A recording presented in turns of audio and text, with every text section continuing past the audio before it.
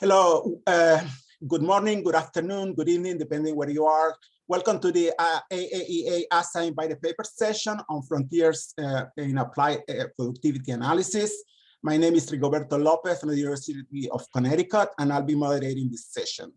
So this session includes 4 excellent papers that are at the production frontier of applied productivity analysis. The first 2 papers propose methodologies that are quickly becoming part of the best practices by modeling rebound and spillover effects into a single-step process to avoid biases and address heterogeneity in productivity measures. They provide applications to agriculture, energy, and investment that are of interest to economists and policymakers alike.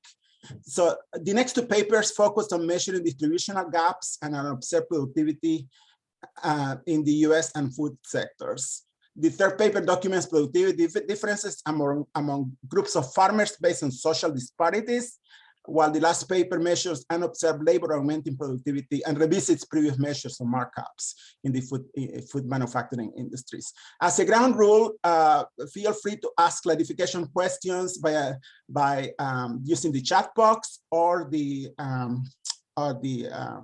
Q&A button for questions to be answered after the presentation. But if you have any clarification questions, please use the chat box.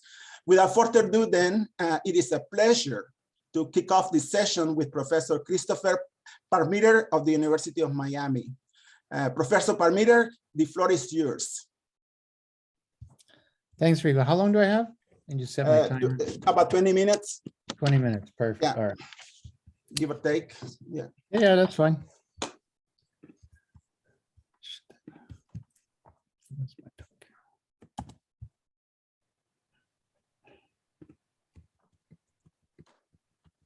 All right, there we go. Everyone can see my slides.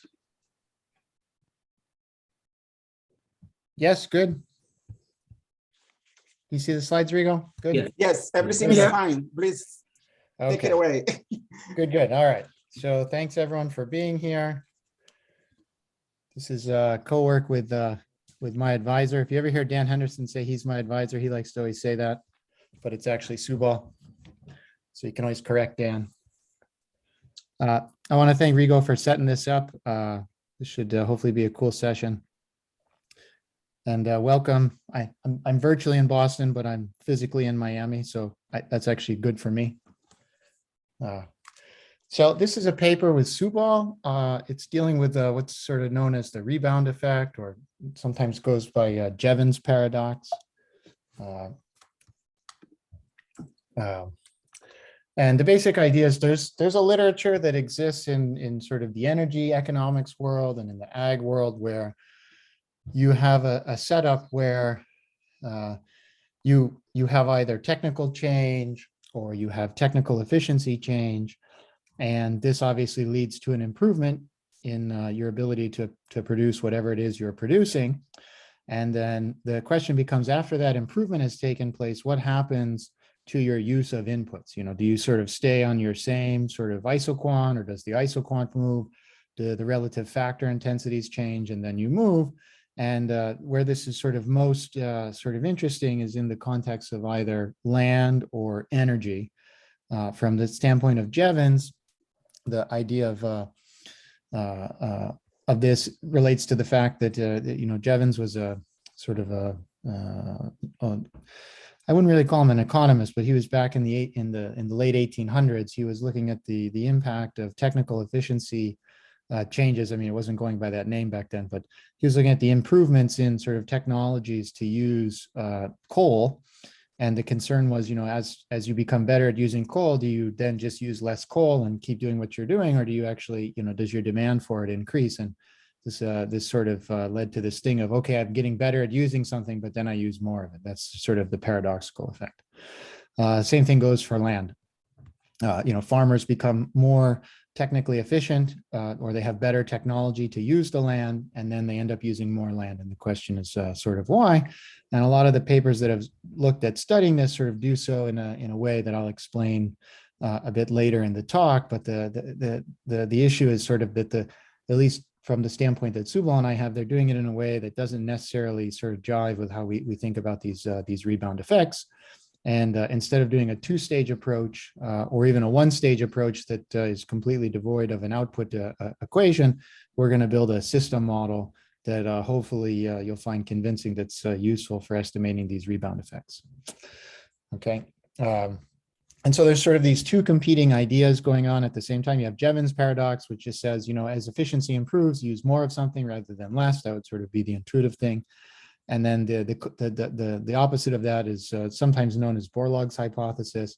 And that suggests that as you have improvement in efficiency, it only serves to lower your consumption of it. The main difference between these two is that in Borlaug's case, it's very exclusively applied to thinking only about land as an input. It's primarily used as a way of thinking about deforestation. So we have sort of farmers scattered throughout the globe. As they become more efficient, they should use less land and still be able to produce the same amount or more of whatever crop that they're producing. In Jevons paradox, it's primarily built around energy, but in general, the name energy or the name land is really just a placeholder. It's an input, and these sort of two things go sort of side by side, which is, as I become better at something, am I using more or less of it? And so this idea of a rebound effect is that I'm using less of an input initially as I improve, but then after sort of prices stabilize and demand has reached its new equilibrium point, I end up using more of something as opposed to less. And so the idea is, which one of these two, shows up in the data, okay? And this really just boils down to an issue of estimating both inefficiency and then the subsequent changes that are produced by these changes in efficiency, which lead to potentially changes in factor prices and factor in intensiveness. And so here's sort of a basic idea of Jevons paradox, right? You have these cars which are gas guzzlers, but they have energy efficient headlamps.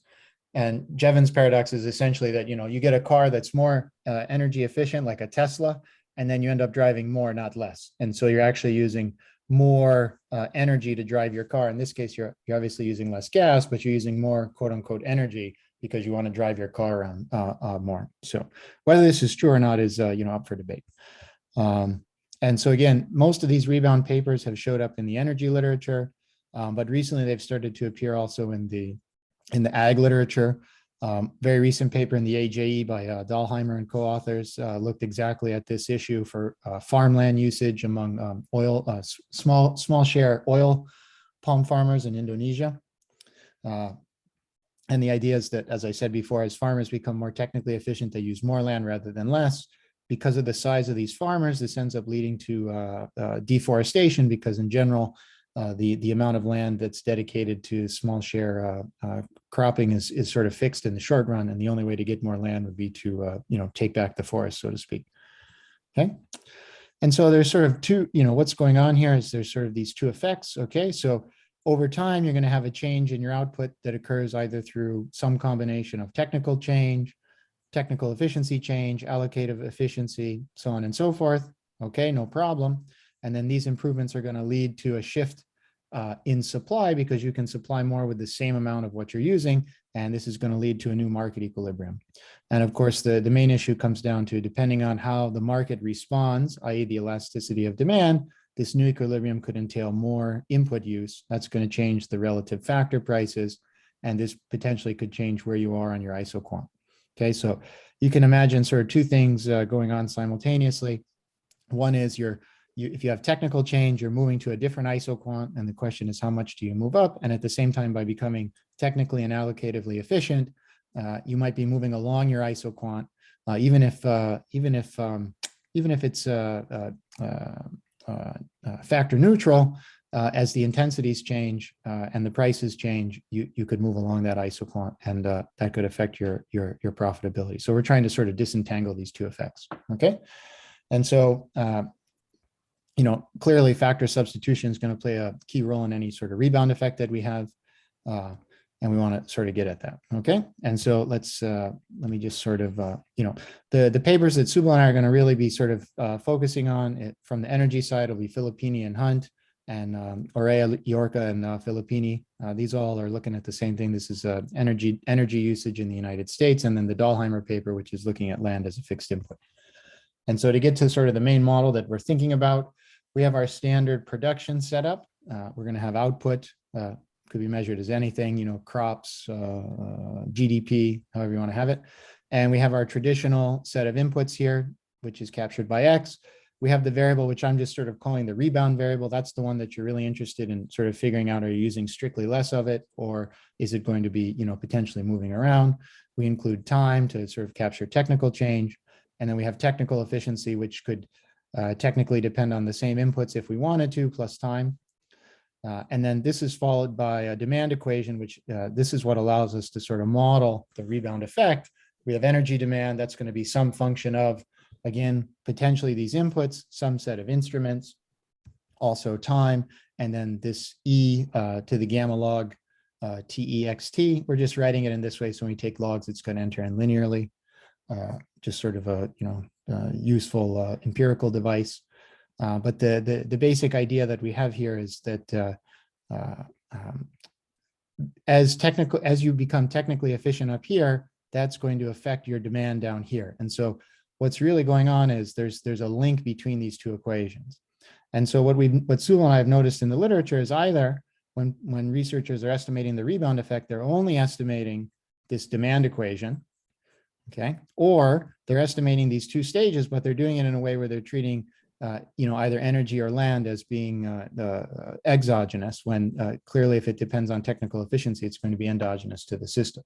And so both of these approaches that currently exist are sort of, you know, leaving us, you know, pondering whether or not, you know, that what they're really getting at in terms of the rebound effect is truly the rebound effect. And so what we're going to do is just log this system. So we're going to have, you know, little, you know, log Y on a standard production function. And our technical efficiency, we're going to have energy demand or land demand as its own sort of demand function, and then this extra term here. And it's key to have this gamma in here. So this gamma is sort of what's going to pick up how much of your technical efficiency is going to then be changing your demand for energy. Okay. And the fact that we have time in the model too allows us to sort of capture total factor productivity, in the sense that we can also model technical change here. All right, and interest essentially is going to lie in the partial derivative of energy demand given a change in technical efficiency, or, you know, if you're looking at it from the log standpoint, it's going to be that the change in log energy demand for a change in log technology is less than 1, which corresponds to essentially when we estimate gamma, how large is it? Okay.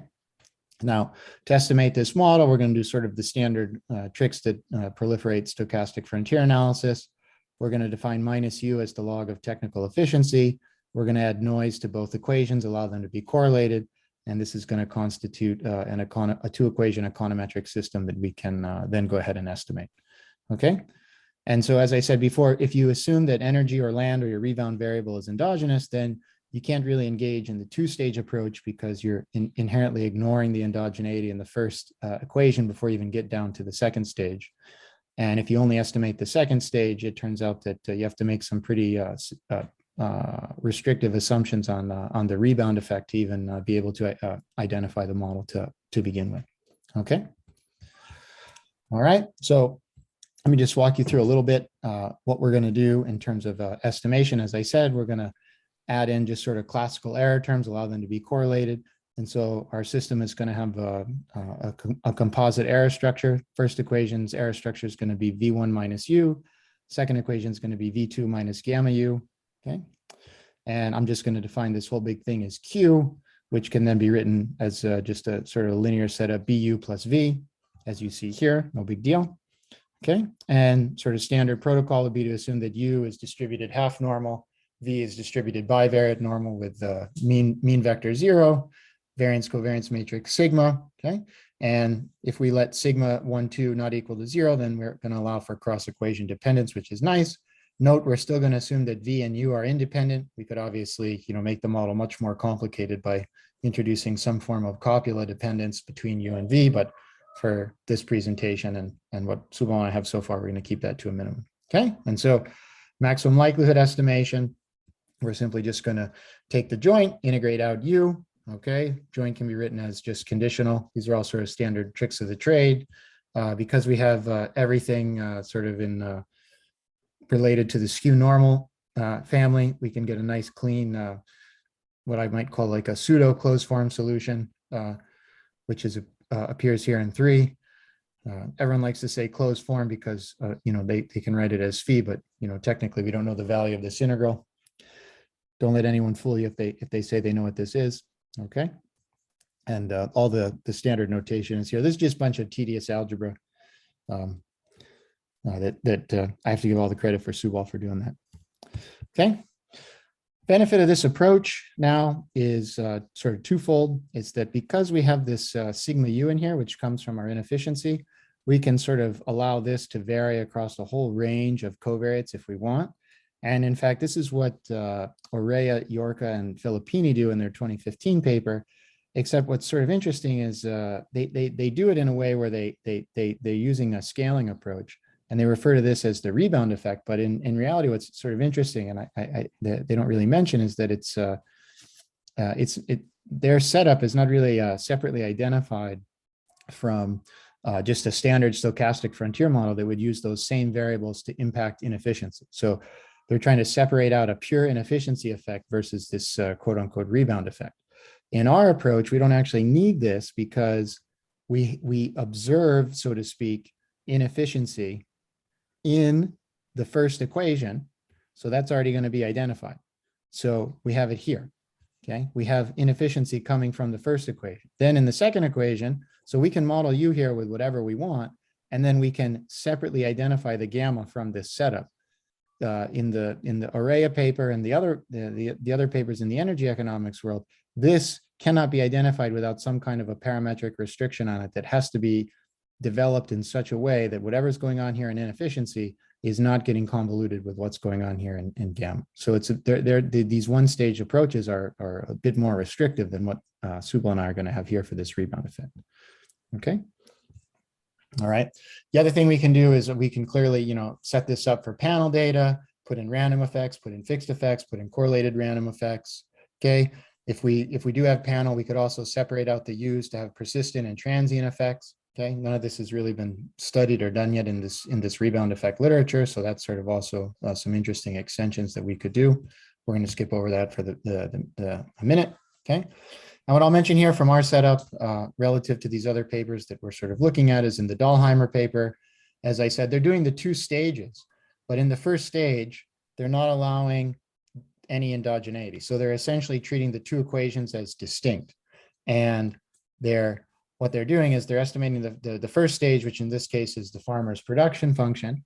And then after they've estimated the farmer's production function and extracted technical efficiency, they're then taking that estimate of technical efficiency and just shoving it in directly into a demand equation for land, and then trying to back out from that what the rebound effect would be.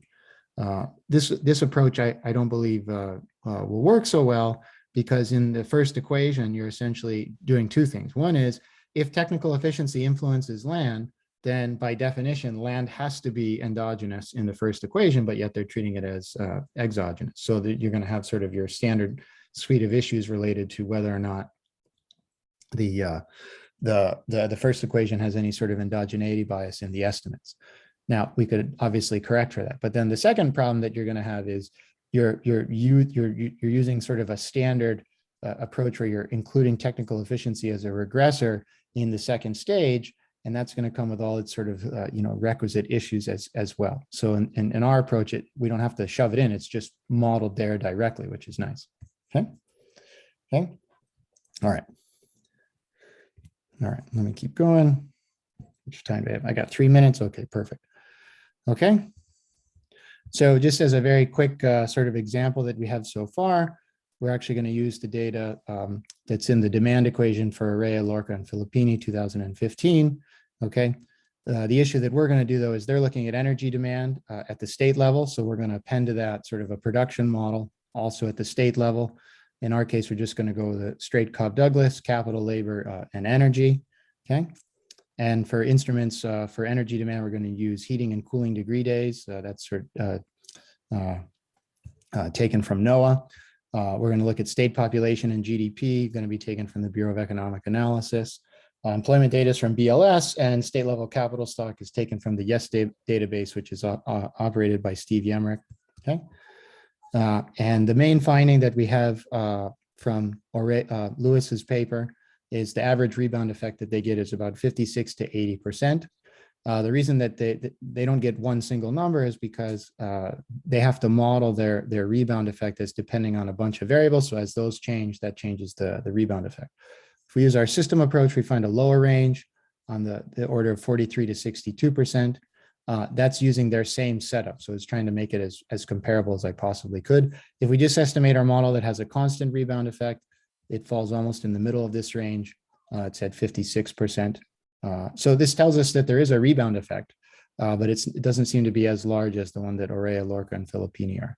And so the basic idea here is that if you had a rebound effect that was 100%, this would essentially mean that any improvements in technical efficiency are completely wiped away by changes in demand that cause you to use more energy. So you could think of, firms and households buying a bunch of energy efficient appliances and machines and then installing them. And then instead of using them in the same magnitude that they were before, they're now using them in a greater magnitude. And whatever gains that you had in energy efficiency are essentially wiped away by using these new appliances and these new machines and whatever it is more. Okay, so in our case, we're finding it to be about half, which is sort of on the low end of what they had. Okay, and just so I can stay on time here, just to recap the paper, right? So your rules of the talks are tell them what you're going to tell them, and then tell them what you told them. So again, we have a rebound effect model. We're going to do it in a system approach that can essentially accommodate for simultaneity. And because of this system approach, it also allows us to avoid some of the parametric modeling restrictions that some of the other papers need on estimating these rebound effects. And I haven't, Subal and I haven't finished this empirical application yet. We clearly got to do that and write up the paper. We haven't written it up yet. These are just sort of, working set of notes that the two of us have. And I want to thank everyone for tuning in today, and Rigo for setting up this great session. I haven't seen Amir in a while, so I'm excited. So that's that. Okay, thank you for an interesting paper. Now, do we have any questions from the audience, please? And please put them in the Q&A or the chat at this point. All questions. Subal, I see Subal's on. He can answer all questions. Okay. I have one quick question. Yeah, go ahead, Amir. So, correct me if I sort of misunderstood something, but as I see it, so the identification requires that you have sort of no market power, right? Because you're using prices as is your instruments in the this conditional demand second equation, right? So we're not, well, we have prices as an instrument, but we also, in this case, we're using various temperature variables. So that would sort of exogenously shift energy demand. So we don't have to have it rely exclusively on prices. Okay, so basically then it's very easy to accommodate sort of market power. Awesome. All right. Yeah. Yeah, we could. So we put that in there as a separate way, but you're right. If we only had it on price, then that's sort of the issue you run into is essentially when you're applying this to like small farmers that have no market power, it really gets down to an effect of, when they improve, when they become more technically efficient, or when TFP is changing, right? The idea is, well, intensity shouldn't change at all. So you're basically just moving back, and there's essentially no rebound effect. And that was the model that Filippini and Hunt had back in 2011, is there's no rebound effect in their model because they're assuming that individuals have no ability to manipulate prices, and they're assuming factor neutral technology. So it's just a pure parallel shift and you don't get it. Yes. Right. So in that case, yeah, it wouldn't be interesting to have a rebound effect unless there has to be a way that the factor intensities change. So in the land settings, they're basically saying, well, these small farmers, they have no ability to hire extra workers because they're so small and they're like so far on the outskirts of the city that there are no workers. It's just a family unit, right? So what do?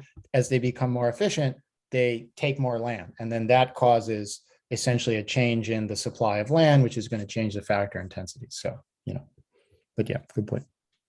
Thank you. Okay, anybody else? No, note that only the in this format, only the panelists can unmute themselves. But please, for the rest of the audience, please submit questions through the Q&A or the chat. Yeah. Anybody from the panel? Okay. Jordi has a question. He's got to unmute himself, though. Unmute yourself, Jordi.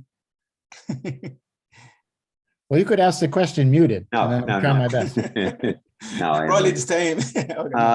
Well, it seems, well, I am very interested in this kind of model.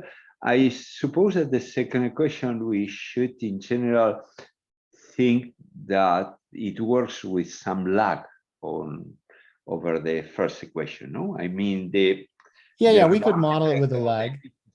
Have you considered that? I haven't tinkered with anything in the empirical application yet. That was like, fresh off I just got my my R code like up and running on Thursday. So I haven't really gone through like hammering away, but the beauty of it is, yeah, I mean, you give me a particular, specification, and that can, we can sort of tinker around with that aspect. That's the nice thing about it. But yeah, you're right. There's going to be, it seems that there should be and some lag in the reaction to efficiency, That's right. Suba, I thought you said you were in Binghamton. Yeah, Rigo, can I step in for a second? Sure, please, by all means. So, thank you, Amir. I think you have a very good point. I was basically, sending some stuff to Chris just yesterday, and you can formally, we are just calling it an input or energy demand function, but you can formally derive the input demand function, which will be a function of price or prices of the inputs if you have more than one variable input. Now, of course, if you have data on prices, you can use them. If not, then you can think in terms of IV. And of course, you can, I know that even nowadays you always talk about markup. I think that can be also modeled. But what is happening is that this one we thought about it some time ago, but getting into business, I mean, Chris got into the empirical setup maybe just a few days ago. So again, like when you write down the paper, I think there would be, something new. And as Jody was pointing out that, of course, we can change the specification by putting lags and stuff like that. Okay, that's all. Okay, anybody else has a question?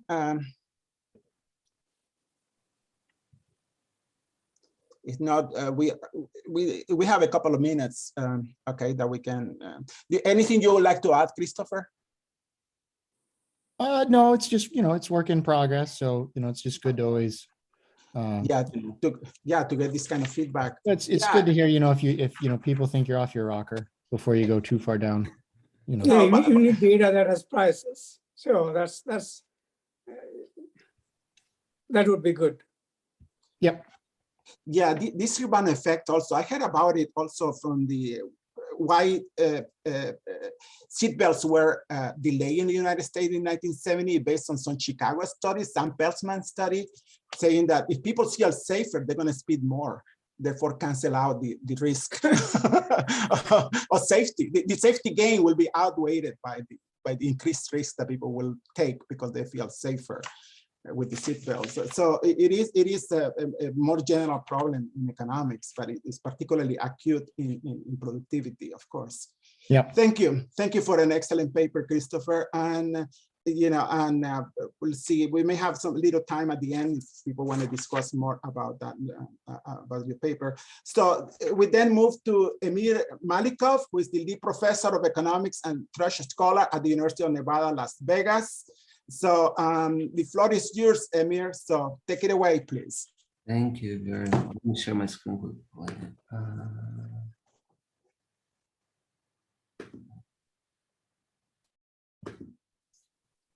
Well, thank you very much, Rigoberto, for the introduction, for organizing the session, and for inviting me to participate. Good afternoon, I guess, for all of you, because for me it still is morning. So let me stop my timer, 20 minutes. Well, once again, hi everyone. Give me a sec, I don't see my screen. Okay, all right. So the paper that I'll be presenting to you at the moment is sort of interestingly relates to the arguments made by Chris just a couple minutes ago, because the paper sort of emphasizes the importance of estimating things jointly as opposed to in two separate stages. And the focus in our paper, which shown on here, are is the identification of productivity spillovers. Now, the session ours is dominated by agricultural applications. So I do have an application in this paper as well, but it's manufacturing, and I don't think I'm going to have time to get to it. So we'll still keep it fairly ag centered.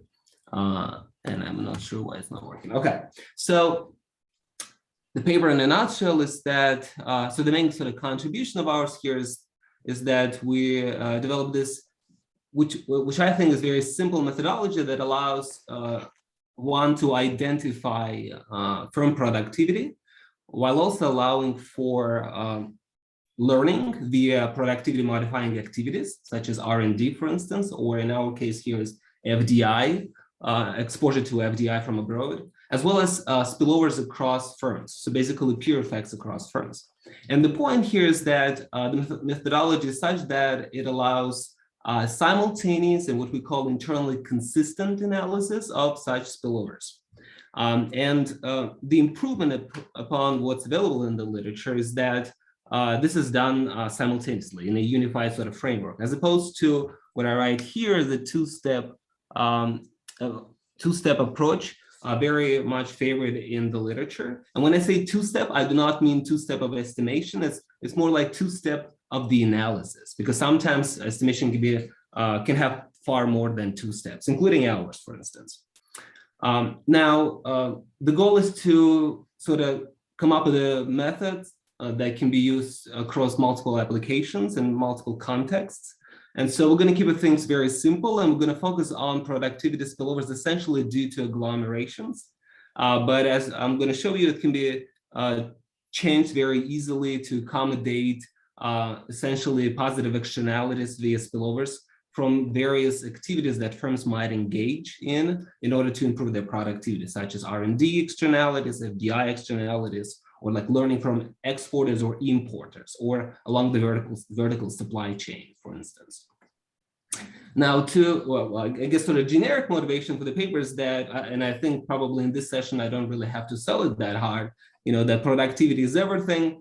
And of interest in particular is how productivity essentially diffuses across space and across time via spillovers across individual firms and establishments, or farmers, for instance. The idea is very simple, is that firms improve their productivity by learning from one another, right? The point here is that such spillovers can also give rise to a lot of positive externalities in other activities that are related to productivity, such as R&D, for instance. Now, it's obvious that productivity is difficult to measure because it's unobserved. It's even more difficult to examine and measure and test flows of productivity across firms, right?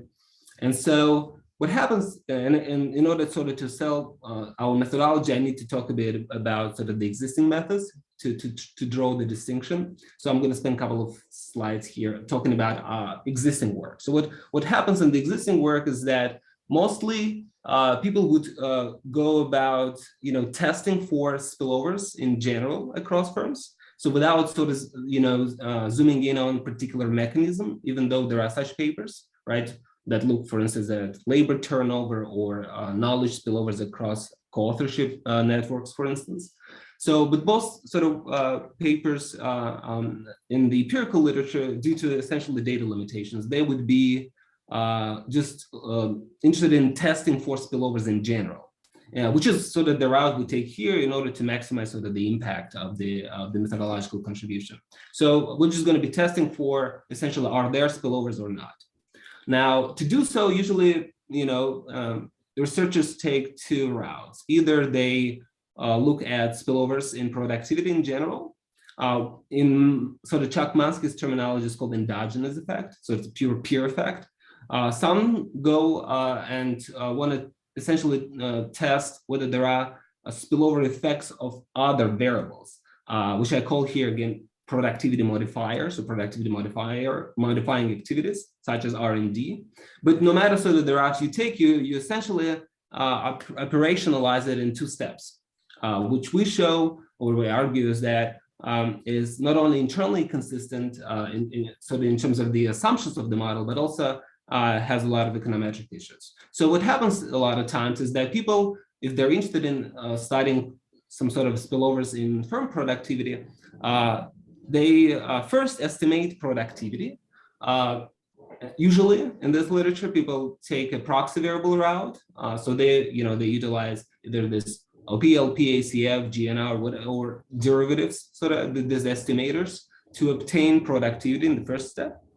Now, when they do so, they go about usually using standard packages that allow you the estimation of productivity via these methods.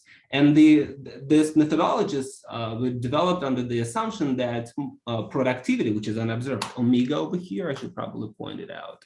So there's omega, that it's a first order Markov chain that is not only exogenous, but also independent across cross sections. Now, what happens in this then is that in the second step, you obtain, so that having obtained the estimates of omega, then you go ahead and you regress it on various peer group averages. If you're interested in productivity spillovers, you can regress it on peer group average of productivity. Or it might be that you're interested in regressing omega on peer group average of R&D, if you're interested in R&D spillovers, for instance. But the point here is that if indeed you do believe that there are spillovers in the second step, which you're hoping to find to be statistically significant, for instance, then you are ignoring them in the first step, because if you look at this essentially nonlinear AR1 process derived from the Markov assumption, there should be no any cross-sectional dependence to begin with, right? So you're already seeing that you're making contradictory assumptions across two steps, which is conceptually sort of incongruent, but also you're potentially incurring serious econometric issues. And so the way to think about it would be essentially you are ignoring common correlated effects in the first step when you're estimating productivity over here, if there is cross-sectional dependence, and hence the identification of the production function and omega in the first step, the productivity, is going to be called in question, and hence whatever you find in the second step can also be spurious. And hopefully I'll have time to show you some simulations where that would be the case. Now, and that's where sort of we step in by developing a methodology that allows you to identify productivity and spillovers therein simultaneously. Essentially, we're going to measure productivity while allowing for cross-sectional dependence due to spillovers, so that there are no econometric issues which I have just raised. We avoid misclassification, emit a variable bias. The good thing is that then we can build on the proxy variable literature by deriving an identification of the production function and all the parameters.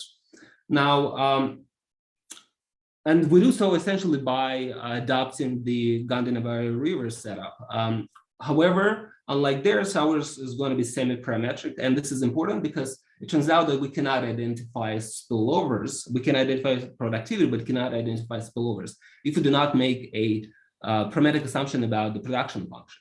And so to do so, essentially borrowing from Jordy's restart paper in 2013, where we're going to make a parametric assumption about production function and actually utilize it. So it is going to help us for the identification. We need to make that assumption. It can be as flexible of a parametric form as you'd like, but here in our paper, we're going to start with the Cobb-Douglas, just because it's the most sort of commonly used, parametric form in this literature. We'll also show how to do it for translog. You can do CES. You can do whatever you'd like, so long as the production function sort of has a parametric form. Now, as you can see here as well, is that we're going to assume that productivity is unidimensional, so it's going to be Higgs neutral. Would be nice to allow for potentially also, productivity to be also factor biased, for instance. Also, I should probably say here right away is that, and again, to keep things simple and sort of very easily modifiable to different contexts, here we're going to assume essentially perfectly competitive markets everywhere in factors and outputs. And the identification does not require firm level exogenous prices, so which is one of the sort of selling points, because a lot of times in data sets, you do not have such data, or you do, but then a lot of times you might not necessarily be even comfortable with assuming the exogeneity in such prices. Now, so the main component of the model is that we're gonna, like I already said, we're gonna allow for spillovers in productivity while measuring productivity. And so it can be easily summarized by this one equation, which essentially is the spatio-temporal autoregression with essentially dynamic peer effects, right? So a lot of times, as I already showed you, the standard assumption in proxy variable literature is that productivity is first order Markov chain that is exogenous. And so you will have what I just highlighted. That will be your standard equation. So we are introducing G, which is a generic productivity modifier, like I already said multiple times, and it could be R&D, or in our applications, FDI, exported to FDI from abroad. And that has been done already. And probably, again, the pioneer in this literature would be the Jordi and Ulrich's paper in Ristad, where they introduce R&D into this productivity evolution process. Or, for instance, Jan de Lakker's paper, where they study learning by exporting. So the selling point, or the key innovation here, which is not that sophisticated if you think about it, is to introduce this spatially and temporally lagged variable, which measures productivity of your peers. So S here is going to be identifying peers of a firm. To keep things simple again, in the setup of the model in the paper, we're going to only focus on agglomeration economies, but this peer weights S can be modified as you'd like, depending on your context. Here, we're going to keep them to also very simple, being uniform. Essentially, they identify your immediate neighbors in the spatial vicinity that also belong to your industry. You can change it as you'd like it to be. So that's fairly flexible. By having this lag of, by having this average peer productivity in this Markov process for productivity of each given firm, now we're able to measure right away, or test at least, for productivity spillover effects, which is going to be simply a gradient of this essentially expected productivity with respect to average peer productivity. So that's an estimate of interest. And we'll be getting this estimate estimated while estimating productivity in one single step, essentially. Now, even though this formulation does not allow for contextual effects, meaning it does not allow for the pure average G to impact each firm's productivity, you still do end up having external effects. And this is because peer productivity also depends on peer productivity modifying activities, except that, as you can see here, it will enter twice lagged. So even though I do not have essentially G bar measuring average productivity of peers, I still am able to accommodate not only the direct effect or within firm learning from, for instance, firm's own R&D, but you can also measure the effect of your neighbor's R&D on your productivity via spillovers. You do it for each peer that you have, and then you can simply aggregate to a total indirect effect. So all of this is fairly, should be resembling you things that you normally see in, for instance, spatial econometric models, except that here things are lagged also temporarily. 5 minutes. Let me quickly maybe say so that the key identifying assumption here, and first one is fairly standard in this literature, and that is both G measuring productivity modifying activity within a firm, as well as peer average of productivity, enter the evolution in a lagged form. So learning happens with the delay. This is important.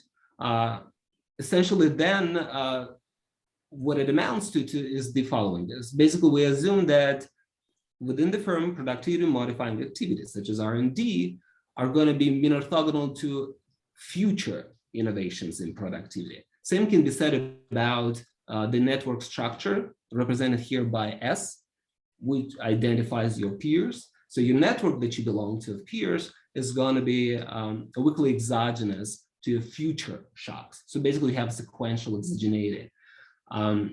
And this is by the very definition of what this zeta shock is. It's innovation, which by definition is unpredictable. But the setup, however, does not rule out contemporaneous correlation, which is very important. So for instance, if the firm all of a sudden becomes more productive, it is allowed to immediately adjust its R&D, except that the learning effects will realize with a delay, so on the next period, which is also sort of standard sort of setup in this learning literature. The other assumption that is important, that is implicit here, is that by sort of assuming this, structurally assuming this weak exogeneity with respect to innovation zeta, we are essentially saying that zeta does not include any correlated effects, which is a big deal in the pure effects literature, right? Because essentially what happens is that all the cross-sectional dependence in productivity that you observe, we are attributed to spillovers via this term over here. So essentially we assume away any possible unobservables at the group level, right, that can be common to the firms, and essentially representing location, amenities, institutions that can also be affecting productivity of all peers. Having said that, it is possible to allow for such common group effects, but following the literature, you'd have to probably, to keep things simple at least, assume that they're fixed, in other words, time invariant. So you can have group fixed effects to account for that. Okay, I have only 3 minutes, so let me speed up, and I'm going to skip all of that, the methodology, how we do things. And my point, I guess, here is to sort of entice you to read the paper. So let me show you simulation results that sort of exemplify the importance of using a one-step methodology, like the one that we developed in this paper, versus estimating things separately in 2 steps. So I'm going to show you a simulation for just essentially only a few DGPs. So I've got a production function here. It's a Cobb-Douglas. Focus, the parameter of focus here is going to be beta k, essentially elicited capital, 0.25. And these 2 parameters over here that enter productivity evolution. So row 2 is going to be measuring essentially productivity spillover effect. Row 3 is measuring direct within firm learning. And the product of the 2, because I have a linear process here, is going to be a total indirect learning. So firstly, quickly, the results showing you how essentially that identification works, and the estimate is consistent as you would expect it to be. So I've got different scenarios, different DGPs for how G evolves, be it exogenously or even depending contemporaneously on firm's productivity. But if you look at true values as well, and then compare them to mean estimated values, you see that there are very little biases, even for very small n. And obviously you have convergence in MSE. So that's great, at least it sort of assuages the concerns about the identification. What I want to show, though, mostly is the following. So what if, though, instead of using our methodology, we went ahead and used the 2-step methodology? And to remind you, what it does is that first, you would estimate productivity using standard estimators in proxy variable literature. That assumes that productivity is an exogenous first order Markov chain process. Having obtained that omega, then you run essential auxiliary regressions where you hope to test for spillovers. There are zillion versions of these regressions in the literature, and we consider a lot of them in the paper. So here's just a couple, and since time is running out, I'm only going to focus on this one. So there's one sort of regression, which is very simple, very popular in this literature, where you try to relate productivity of firm I to the average peer productivity, right? And the parameter of interest is going to be alpha 2, which is measuring this spillover effect. So let's take a look then at what you get. So firstly, first step effect is that you will not be able, as you would expect, to identify even the production function or productivity henceforth. I'm out of time, it seems, but I recall Rigoberto saying that we can slightly go over time. I'll promise just 1 or 2 minutes and I'll be done. We have some extra time. Don't just awesome. Thank you. And so the true parameter is 0.25. As you can see, you cannot identify it in the first step because you're ignoring spillovers that induce indigeneity. right? And so the only case when you are able to identify elasticity of capital correctly is going to be the case where the assumption that you make in the first step, meaning exogenous productivity dilution, is actually correct when there are no spillovers. And this is the scenario 3 that assumes that the spillovers are 0, as well as learning effects are 0. So it's a pure exogenous process. As you would expect, this is when things would work out. However, if you deviate from that setup, which is what you hope to find in the second step, right? You will be not able to identify production function. So beta k is going to be off. And consequently, this will fit into the second step results. So this is the second step results for this alternative 2-step procedure. As you can see, if I look at the results for spillovers everywhere, you're not able to correctly identify it anywhere. Interestingly, even if spillovers are 0, so even though you manage to correctly identify the production in the first step by making the assumption of exogenous productivity evolution, which happens to be correct, in the second step, you will incorrectly conclude that there are spillovers, which is fascinating. And the reason, primary reason is because you're forgetting that productivity is actually following this autoregressive structure, which you're completely ignoring in the second step, hoping to identify spillovers. And so you misinterpret this missing autocorrelated effects as the evidence of spillover effects instead, which actually are not there at all. I'm not going to use time limits, so I'm going to stop here and say that essentially, this is what I hope to sort of do in this presentation, is to convince you that you should be very careful when you use 2-step procedure. And maybe I have a conclusion section. I'll go there. Yeah, and instead use a methodology that allows for spillovers when you measure productivity in the first place, as opposed to going with the 2-step procedure. And I'll stop here. I'm not going to spend more of your precious time. Thank you very much for your time. And I don't know why I can't see you anymore. Okay, so questions from the audience or panelists, other panelists? I have a comment. Thanks, Emil. This is great.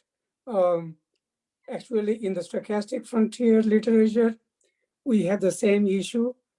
People just do estimate efficiency using a single equation without bothering to, look at the assumptions, whether there is a direct contradiction between what they are doing in the first stage and in the second stage, after they get the estimate of efficiency or inefficiency, they just run another regression.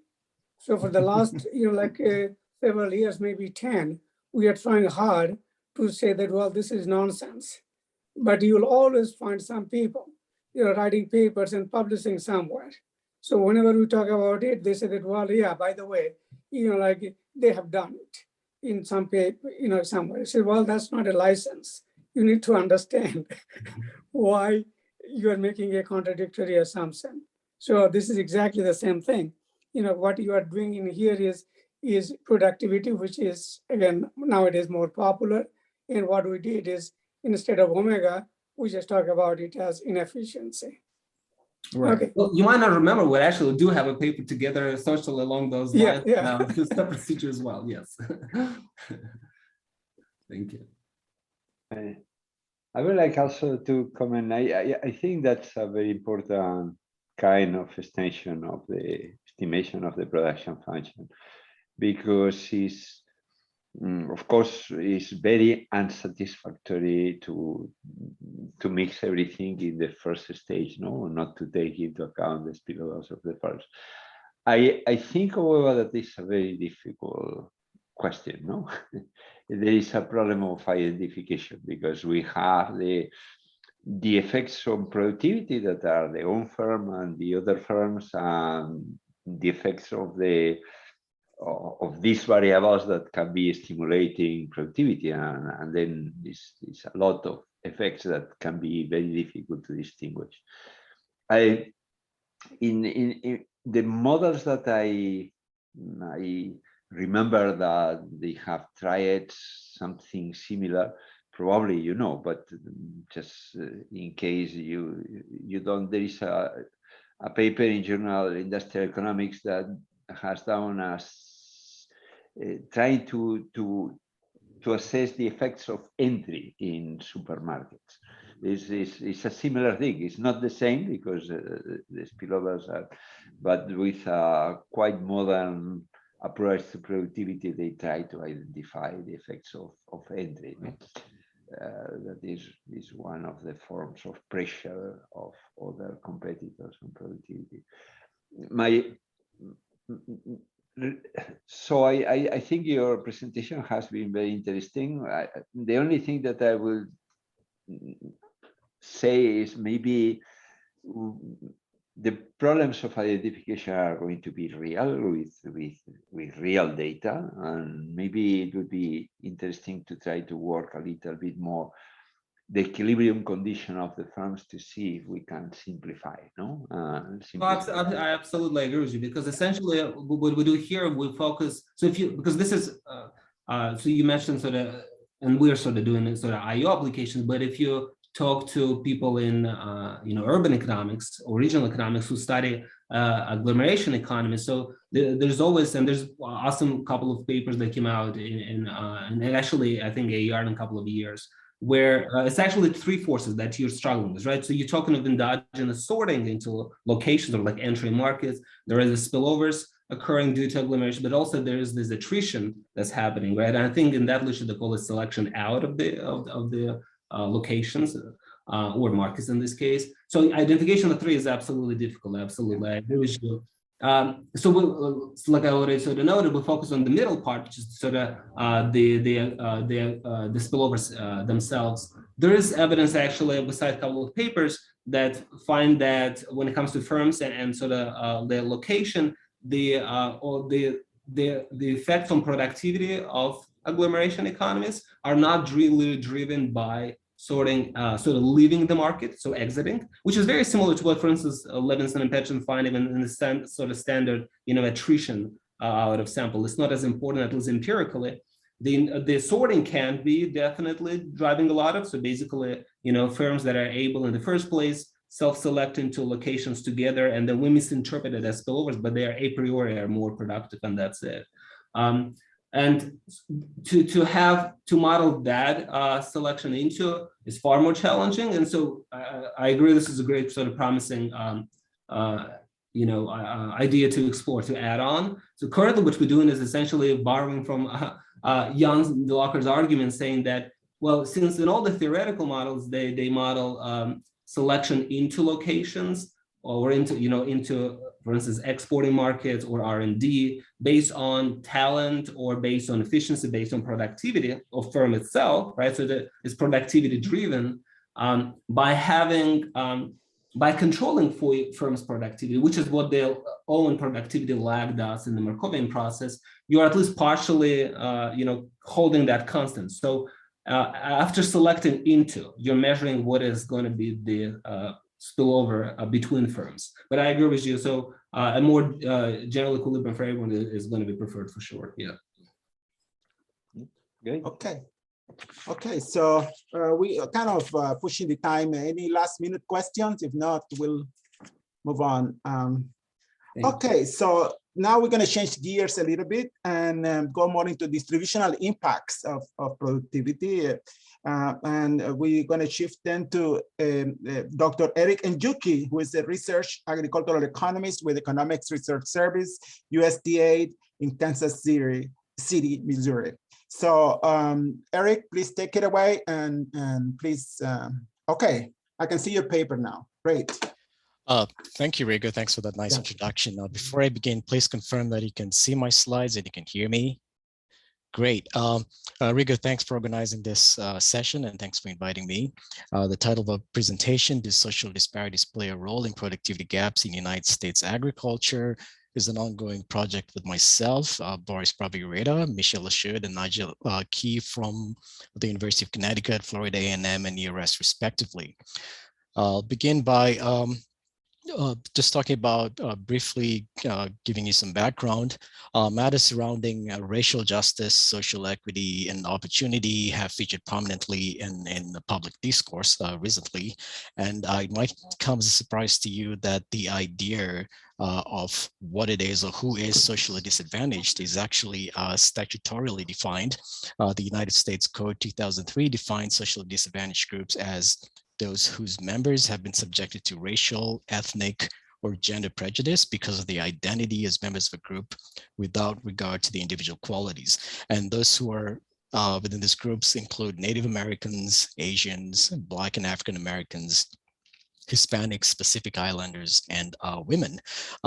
It might come as a surprise to you that not as a surprise, but historically, these groups have experienced obstacles obtaining education, training, as well as equal access to government programs and services. And this topic has been analyzed several decades ago. One of the seminal papers by Wally Huffman that appeared in the American Economic Review generated an econometric analysis of this using USDA census data. More recently, it has also emerged that historical disparities that based on race, ethnicity, and gender have not changed much, leaving this socially disadvantaged farmers and ranchers at a socioeconomic disadvantage. Evidence from the private sector also indicates that minority-owned enterprises and operations were more likely to be charged high interest rates and were also less likely to be offered credit. The current administration and the USDA in particular have prioritized this issue of racial justice and social equity and opportunity. The USDA has established programs that target benefits to the socially disadvantaged groups. Some key examples, the 2018 Farm Bill reauthorized and expanded access and support for socially disadvantaged farmers and ranchers across a range of USDA programs, which include the farm credit programs, crop insurance, as well as conservation programs. In 2020, the US Congress, through the Taxpayer Certainty and Disaster Tax Relief Act, provided additional emergency COVID-19 funding to USDA programs that support SDFRs beyond what had been authorized currently. More recently, the American Rescue Plan of 2021 provides additional debt relief to the socially disadvantaged producers who have Farm Service Agency direct or guaranteed farm loans. So moving on, just to give you a background of where we're coming from, this gives you a comparison of non-SDFRs, where SDFR, like I mentioned momentarily, is socially disadvantaged farmers and ranchers. Comparison of access to USDA programs indicates that over the years, the average non-SDFR received higher government payments. On average, they received higher commodity payments, as well as conservation payments. Market facilitation programs and other payments were much higher for non-SDFRs compared to SDFRs. The acres insured as well were much higher for non-SDFRs compared to SDFRs, and the percentage of acres insured for non-SDFR ranged about 10.7, whereas for socially disadvantaged farmers and ranchers was only 2.4%. We see an almost similar trend when you compare male and female farmers. The government payments received were much higher for male compared to female, commodity payments as well, conservation payments, market facilitation programs. Acres insured were much higher for the average male farmer compared to their female counterparts. The percentage of acres insured was only 11.22%. However, for female farmers, it was much lower at 1.92%. So we ask ourselves, what could explain these differences in productivity? And there are several reasons that come to mind, key among which are operator characteristics. So here we're focusing on the education, and the age, the experience of the principal operators. Sometimes it might have to do with the farm characteristics, the size of the farm, the acreage, the number of heads of livestock, the type of livestock they keep. Think also about the quality of the land and the region where the land is. We think about the asset quantity as well as quality. And in this, we're thinking about machinery and equipment as well as buildings. And we also think about commodity specialization. What exactly are they engaged in? What agricultural activities are they engaged in? And then there's also access and use of USDA programs. This includes access to loans, program payments, insurance, and other services. I should probably point out that importantly is that we do not observe access, but we do observe use of these programs. And this is key when you're thinking about identification. And also another key component would be technical efficiency. And technical efficiency could differ across these groups because of differences in training, outreach, and extension.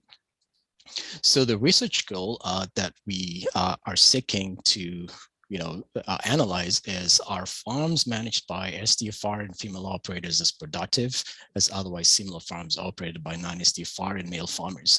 And the specific research objectives are, do SDFR and female farm operators share the same production technologies as their non-SDFR and male counterparts? And secondly, are SDFR and female operators more successful at combining various inputs in order to maximize output? Or here, just put in a nutshell, are they more technically efficient?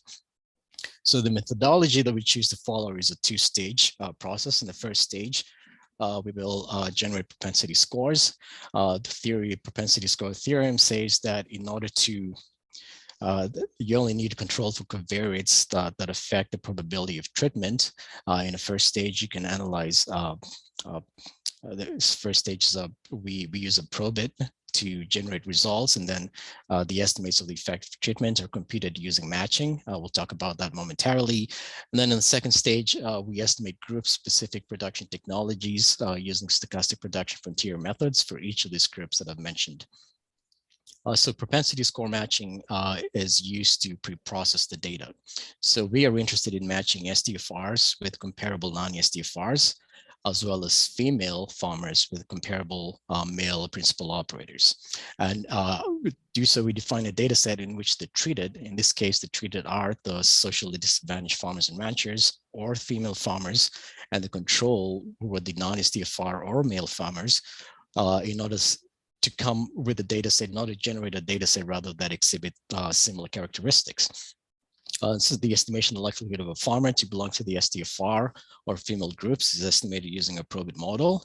In this case, P takes on the value 1 if the farmer in question or the observation in question is an SDFR or female, and 0 otherwise.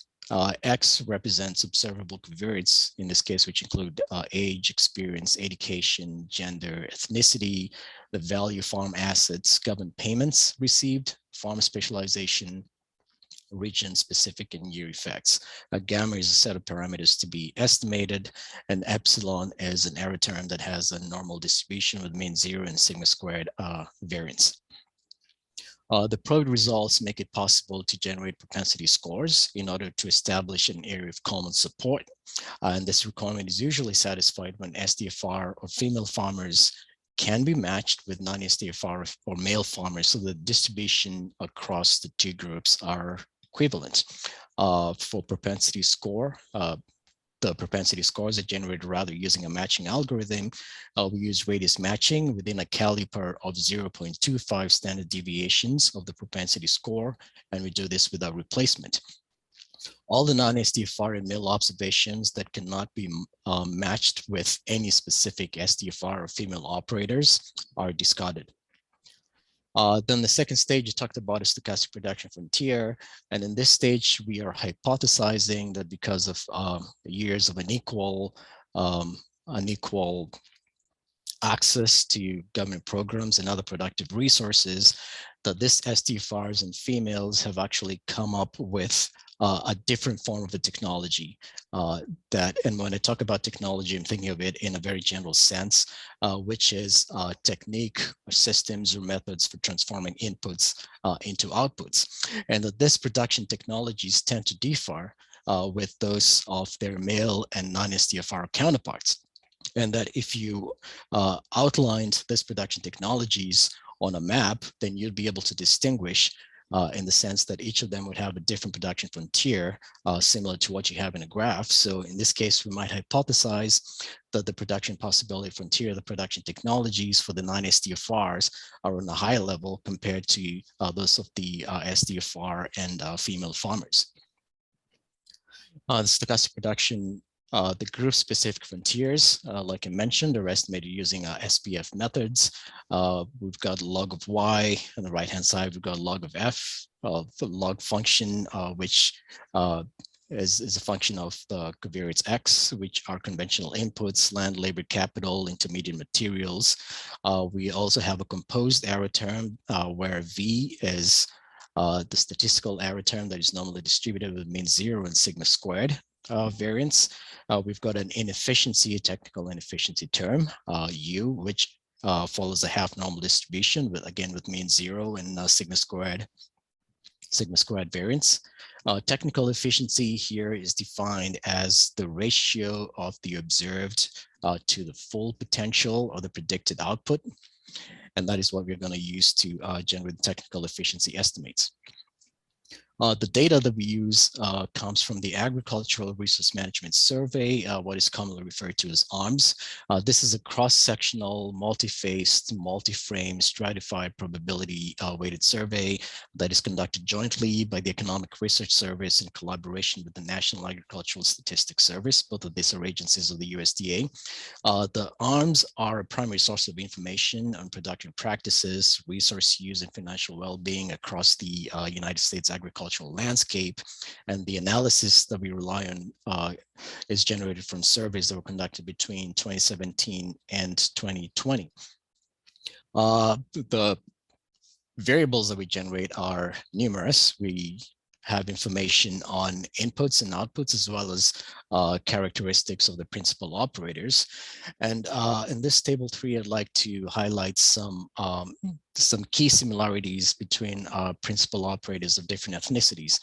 I just want to point out that just coming here to the principal operators, the characteristics, we find the principal operator education class for both the non-SDFR and SDFRs are not that divergent. We also find that both groups are likely to have same levels of college. The age of the principal operators are not that divergent either. For the non-SDFR, the average age was 60, whereas for the SDFR counterpart was 59.95. The retirement indicator was also similar across both groups. The principal operator experience was not that far either. For the non-SDFR was 32.91 years, and for the SDFR was about 27 years, so not that divergent. But then when you look at the indicator for whether they received government payment, we find that non-SDFR, about 55% of them received some form of government payments, whereas only 35% of SDFRs received government payments. When it comes to productive resources, key among which were land and acres, we find that the differences between SDFR farmers and non-SDFR farmers are considerable.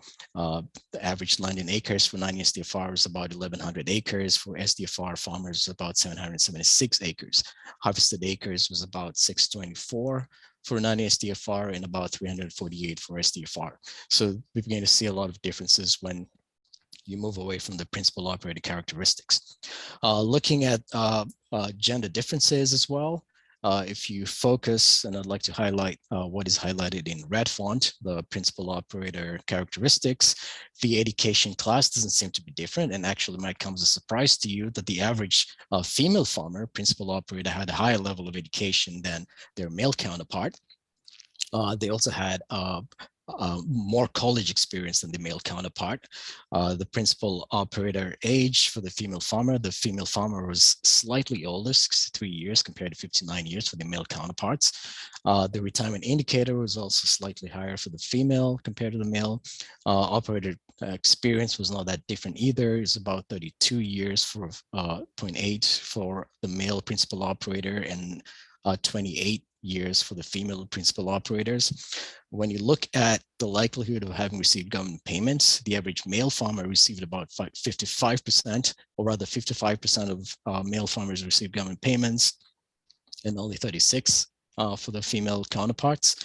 When it comes to limited resource farm indicator, this is an indicator that is given to these farms that are surveyed that indicates if they're, likely to be a limited resource farms. For female farmers, it is much higher compared to the male.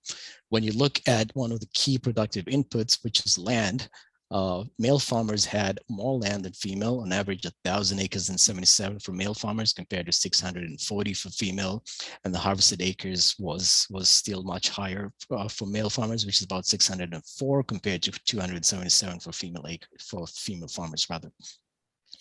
Just to quickly go through the results, this are the probability results for SDFR, where SDFR is 1. And this is the covariates that are likely to affect the probability of treatment. We have the same results for female. In this case, the asterisks indicate significance of the 1%, the 5%, and 10% levels respectively. The kernel density propensity scores. This is pre-sorting, pre-matching, and we find that the tail ends we've got compared between the male and female, as well as SDFR and non-SDFR.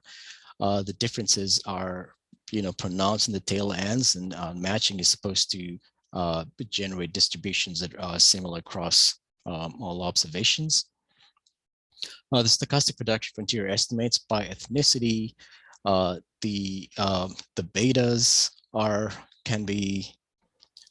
can be interpreted as average elasticities, and in this case as well, the asterisks represent significance of the 1%, the 5%, and the 10% levels, respectively. The betas that represent conventional inputs are all significant at the 1% level of significance.